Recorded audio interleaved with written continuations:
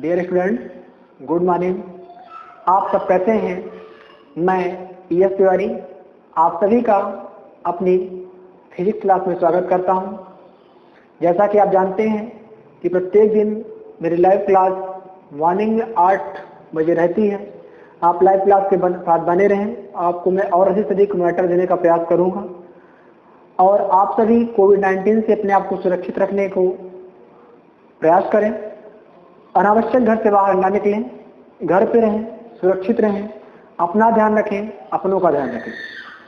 जैसा कि आप जानते हैं कि हाल में ही जो हमारे UG और PG के बच्चे हैं, तो फाइनल ईयर के बच्चों को मैं इस क्लास में ये बता दूं कि आपका एग्जाम जो है तो 18 तारीख से आपके मोबाइल में SIS इन्फॉर्मेशन में पेपर अपलोड होगा और 4 दिन के अंदर आपको उस पेपर के आंसर अपने घर बैठ के लिखना है।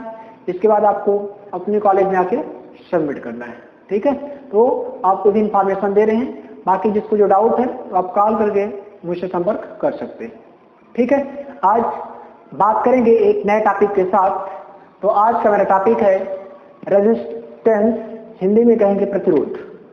कल थोड़ा सा हमने बात किया था, आज इसी को आगे बढ़ाएंगे। तो रेजिस्टेंस क्या है, प्रतिरोध क्या है, परिभाषा जानने से पहले थोड़ा सा अपन बेसिक समझते हैं। तो रेजिस्टेंस का मतलब हम बताए थे कि रेजिस्टेंस मतलब होता है कि वह पदार्थ जो किसी चालक में बहने वाली धारा को रोक दे, उसे क्या कहते हैं, रेजिस्टेंस कहते हैं। यानी कि रेजिस्टेंस एक रुकावट पैदा करने वाला या एक अवरोधक होता है जो धारा को बहने से रोकता है। ठीक है, जैसे मान लीजिए कि आपका इस प्रकार से कुछ सर्किट है, यहाँ से इसमें अपन कुछ करंट फ्लो करते हैं।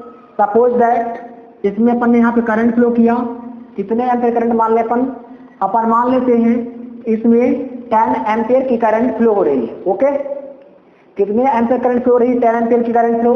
जब करंट फ्लो होती है तो करंट के साथ साथ इलेक्ट्रॉन भी फ्लो होते हैं। ये आपको पता होगा ना, करंट और इलेक्ट्रॉन दोनों एक दूसरे के विपरीत दिशा में आते हैं। हमने आपको जो एक स्पेशल वीडियो में पढ़ाया था AC voltage, AC current, DC current, उसको देखिएगा, उसमें आपको एक बेहतरीन तरीके से हमने समझाया है। ठीक है, तो जब करंट फ्लो होती है इसमें कुछ इलेक्ट्रॉन भी फ्लो होते हैं, लेकिन करंट एंड इलेक्ट्रॉन दोनों अपोजिट डायरेक्शन में होते हैं। अगर करंट लेफ्ट है तो इलेक्ट्रॉन आपका राइट डायरेक्शन में फ्लो करता है।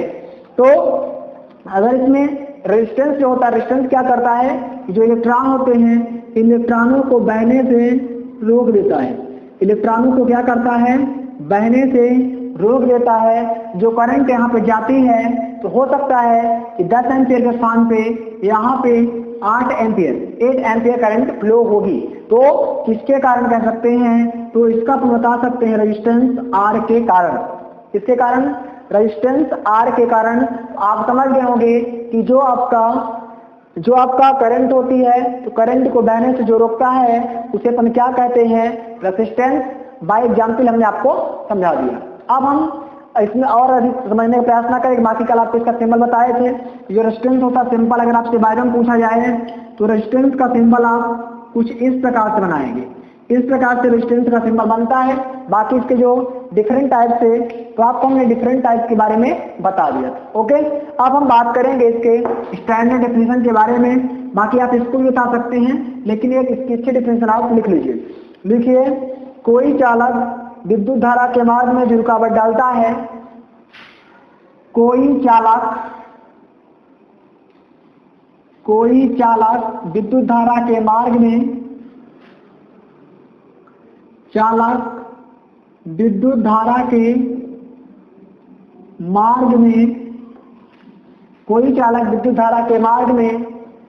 में है, डाट रहेगा, थोड़ा ज्यादा बढ़ गया, में जो रुकावट डालता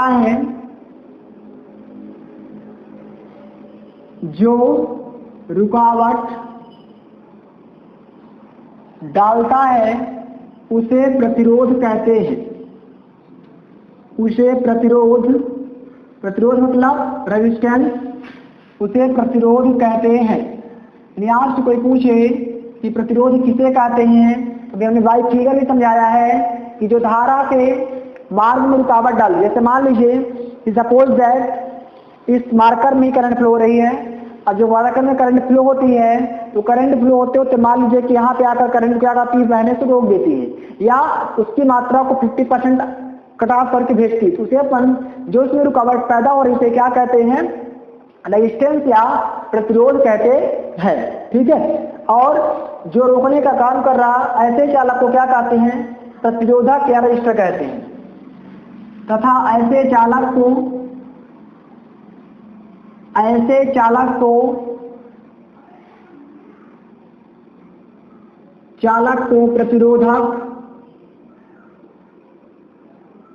प्रतिरोधक इंग्लिश में कहेंगे रजिस्टर कहते हैं,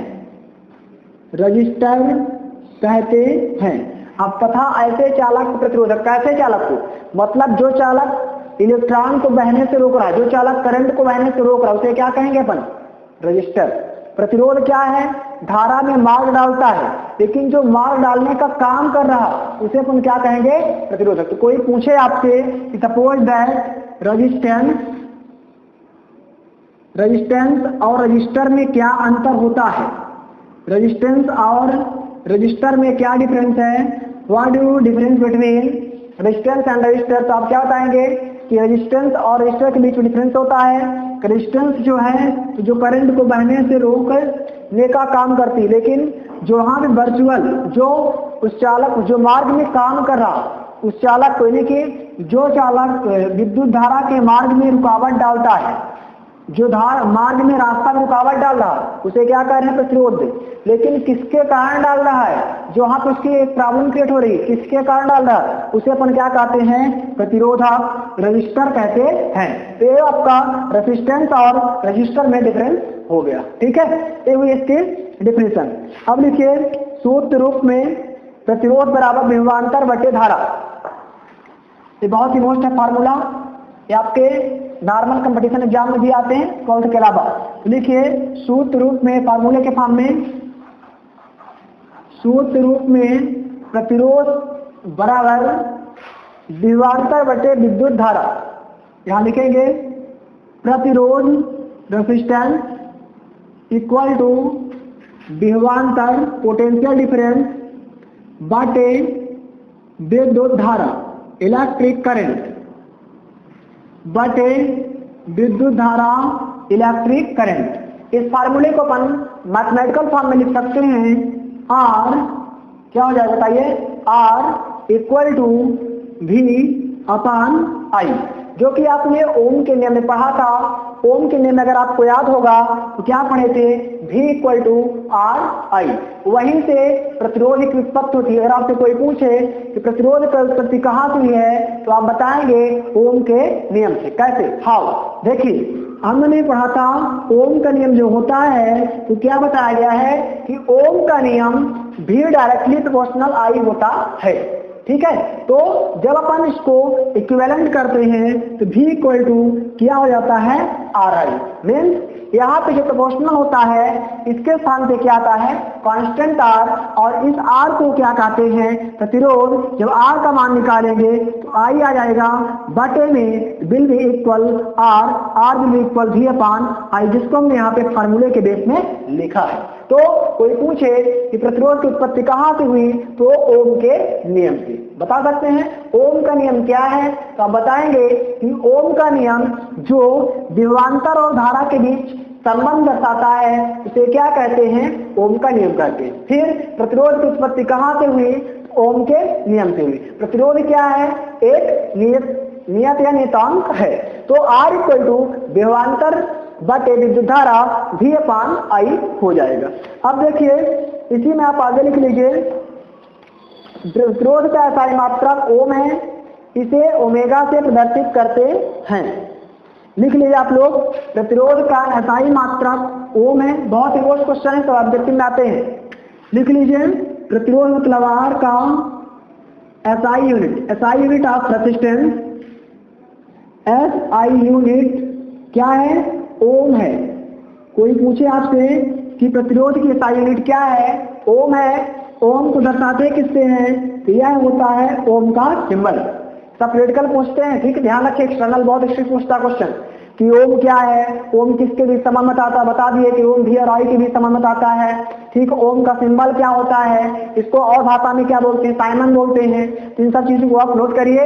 प्रतिरोध का सूत्र R बिंदु equal V upon I, SI unit Om, symbol आपका ये होता है ओम, इसको भी ओम या ओमेगा के नाम से जानते हैं। ठीक है, अब आप ही इस फार्मूले के माध्यम से आपको इसका डायमेंशनल फार्मूला निकालना है। आप सभी को मैंने दूसरे पार्ट में पढ़ाया था, विभवांतर का फार्मूला अगर याद होगा तो आप निकालने की क्षमता रखते होंगे, अगर नहीं याद होगा तो नहीं। तो आइए हम निकालते हैं इसका डायमेंशनल फार्मूला।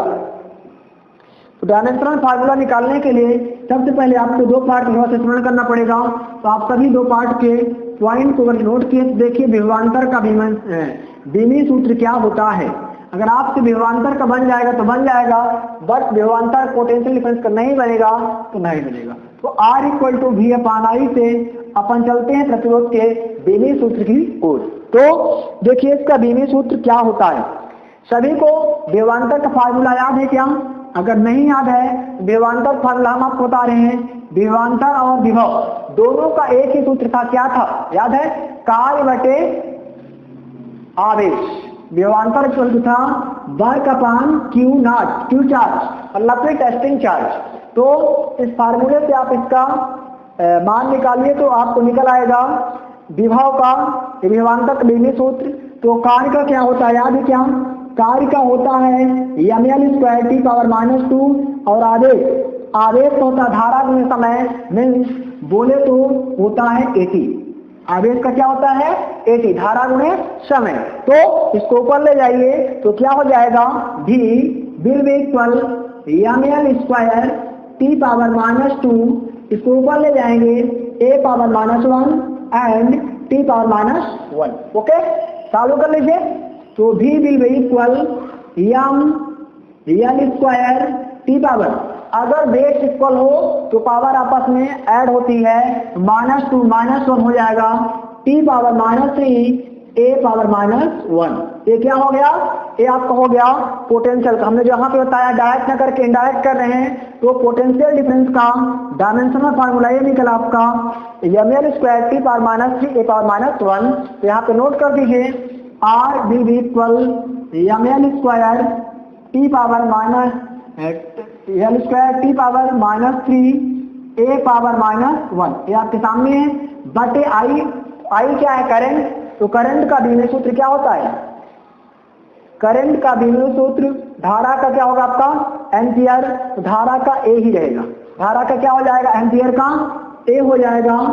ब्रैकेट जरूर यूज करिए, इसको ऊपर ले जाइए तो R will be equal ml square T power -3 a power -1, इतना हो जाएगा। इसको भी ऊपर ले जाओ तो a की पावर +1 है, तो क्या हो जाएगा? -1। ओके, समझ पा रहे हैं? तो यहाँ पे क्या हो जाएगा? R will be equal ml square T power -3 a power, सुना है कंडीशन अप्लाई हुई कि अगर आधार समान है तो घातांक आपस में जुड़ जाएगी, -1 बोलिए क्या होगा?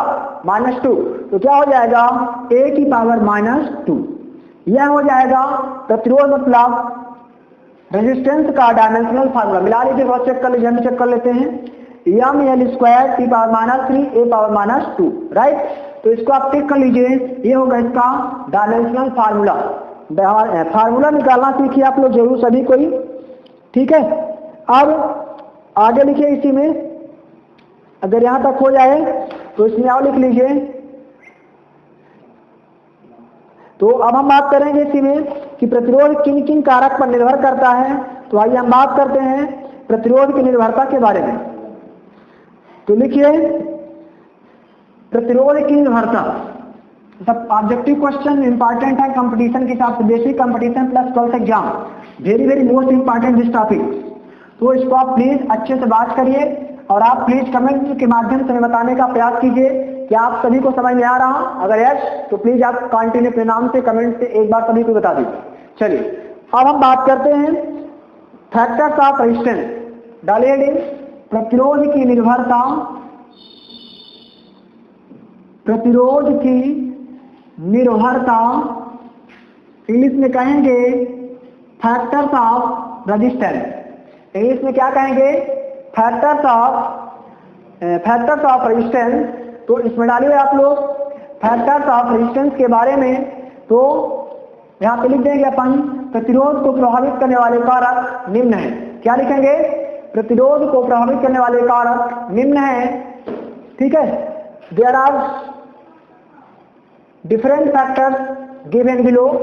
फर्स्ट नंबर हो जाएगा इसकी जो निर्भरता है, फर्स्ट नंबर लिखिए चालक की लंबाई पर। फर्स्ट केस क्या है, चालक की लंबाई पर। क्या करेंगे अपन, चालक की लंबाई पर, ये जो चालक है उसकी लंबाई पर लिख लीजिए थ्योरी। किसी चालक का प्रतिरोध उसके लंबाई के अनुक्रमानुपाती होता है।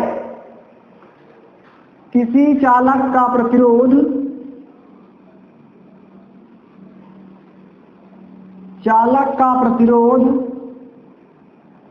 उसकी लंबाई के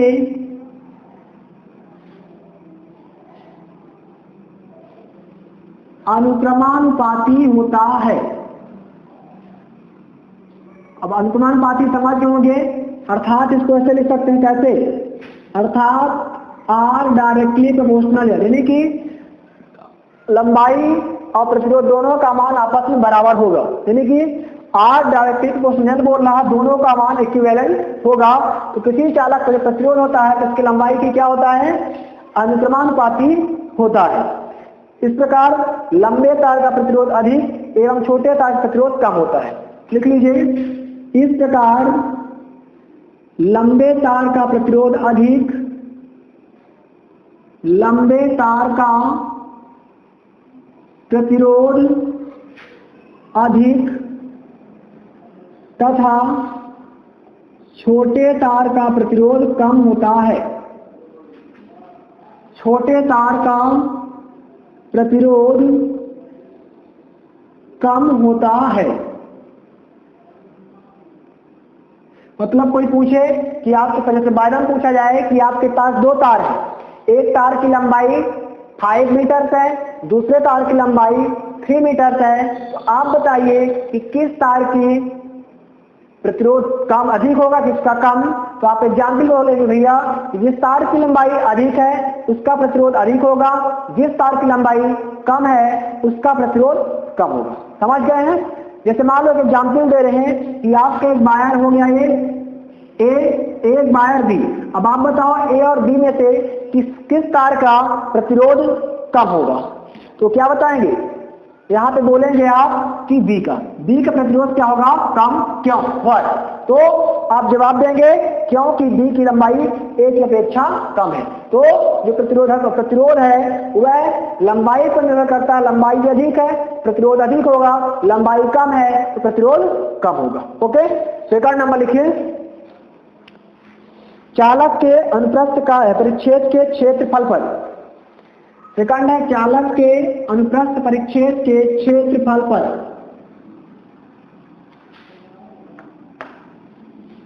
चालक के अनुप्रस्थ परिच्छेद के क्षेत्रफल पर। सेकंड नंबर,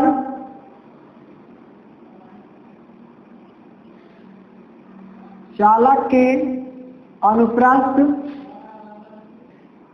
परिच्छेद के क्षेत्रफल पर। Cross section area of conductor, चालक के अनुप्रस्थ परिच्छेद के क्षेत्रफल पर। देखिए, किसी चालक का प्रतिरोध उसके अनुप्रस्थ परिच्छेद के क्षेत्रफल के व्युत्क्रमानुपाती होता है। किसी चालक का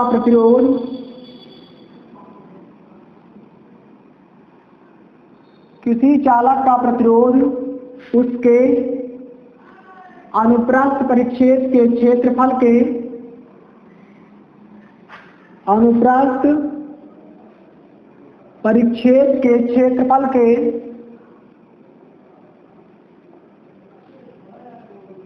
क्षेत्रफल के व्युत्क्रमानुपाती, इनवर्सली प्रोपोर्शनल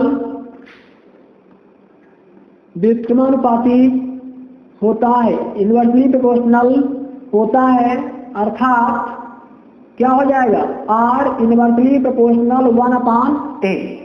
इनवर्सली प्रोपोर्शनल मतलब आर इनवर्सली प्रोपोर्शनल 1/a होता है। मतलब जो लंबाई था, लंबाई क्या था, लेंथ, उसके डायरेक्टली प्रोपोर्शनल थी। जो इसका क्षेत्रफल एरिया है, एरिया क्या है, इसके इनवर्सली प्रोपोर्शनल है। मीन्स क्या हुआ कि प्रतिरोध बढ़ेगा तो क्षेत्रफल घटेगा, अथवा क्षेत्रफल बढ़ेगा प्रतिरोध घटेगा। इसे अपन बोलेंगे इनवर्सली प्रोपोर्शनल। इसमें लिखिए, आगे लिखिएगा, इस प्रकार मोटे तार का प्रतिरोध कम तथा पतले तार का प्रतिरोध अधिक होगा। इस प्रकार मोटे तार का प्रतिरोध अधिक, मोटे तार का प्रतिरोध कम तथा पतले तार का प्रतिरोध, पतले तार का प्रतिरोध अधिक होगा। क्या होगा, अधिक होगा। ओके, यानी जो मोटा तार होगा उसका प्रतिरोध कम होगा और पतले तार का अधिक। मोटे तार का प्रतिरोध कम, पतले तार का प्रतिरोध अधिक। इस पॉइंट को नोट रखिए। पहले वाले में लॉन्ग तार की प्रतिरोध अधिक, शॉर्ट वायर की प्रतिरोध कम। इसमें मोटे वायर की प्रतिरोध कम, पतले वायर का प्रतिरोध अधिक होता है। ठीक है, इस प्रकार से जो प्रतिरोध की निर्भरता थी अभी 2 पॉइंट पे हुई है। तीसरा चौथा पॉइंट आप लोग अपने आप पढ़ लीजिएगा, या फिर आप इसको हम अगले पार्ट में अगर आप कहेंगे बता देंगे, जैसा होगा। अभी हमने 2 पॉइंट्स लिखाया है, इस पर अपन डिस्कस बाद में और करेंगे। ठीक है, तो आज की मेरी क्लास यहीं तक। और आपको मेरी क्लास कैसी लगी प्लीज आप लोग कमेंट के माध्यम से बताने का प्रयास कीजिए। देखिए, आपको डेली बोलते हैं, क्योंकि हम जब पढ़ाते हैं तो मानते हैं कि आप मेरे सामने बैठे हो। आप भी जब पढ़ें तो आप ये माने पर हमारे सामने हैं। बाकी मैं आपको ये हमेशा बोलता हूँ कि आप अच्छा से अच्छा बनने का प्रयास करें, एक अच्छे से अच्छे अपने अंदर व्यक्तित्व का निर्माण करें। हम ये चाहते हैं कि आप बिल्कुल जो समाज है, समाज से अपने आप को डिफरेंट, अलग बना कर रखो। विथ रिस्पेक्ट, विथ मैनर्स आप बात करो और अपने आप को मैनर सहित बात करने का तरीका लाओ। ठीक है, तो आप एक गुड पर्सन बनने के लिए सोचिए। बाकी आप सब अच्छे हैं, बेहतरीन हैं, और अच्छा बनने का प्रयास करिए। आज की क्लास आपको कैसी लगी बताने का प्रयास करें। आज क्लास यहीं तक, तब तक के लिए धन्यवाद। Thanks for watching video. जय हिंद।